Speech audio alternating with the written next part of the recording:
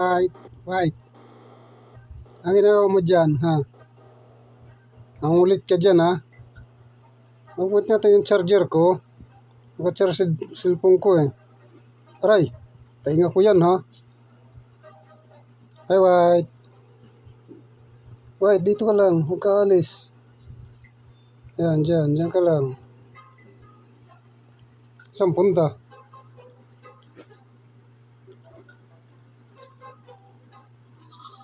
Yan si White.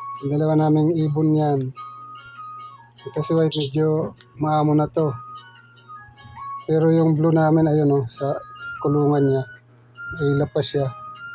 Ayaw lumapit sa akin. Si White pa lang ang maamo. Ito, maglaro na siya sa akin. Hey, White. At may nata yung butones ng damit ko.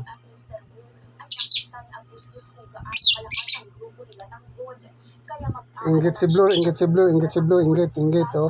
Ayun, oh. Inggit ka dyan, Blue. Ayaw mo lumapit sa amin, eh.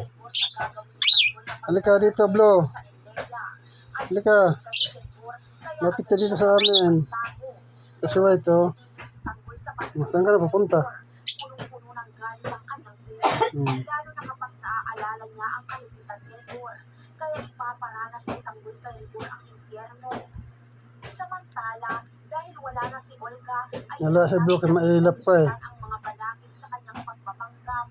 Malalagay na si David sa alanganin dahil pupunta mismo dito. Right, halika na. Saan punta? Dito. Dito, tungtong. Aray. Nangangat ka naman eh. Halika na, Bro, dito. At ano kaya ang mangyayari sa tatlong ito? Posible kayang mag-ama laban sa mag-ama? Sagot ay oo. Ayaw mo lumapit, ha? Sige, bahala ka. Aray! Aray! Kaya ang mangyayari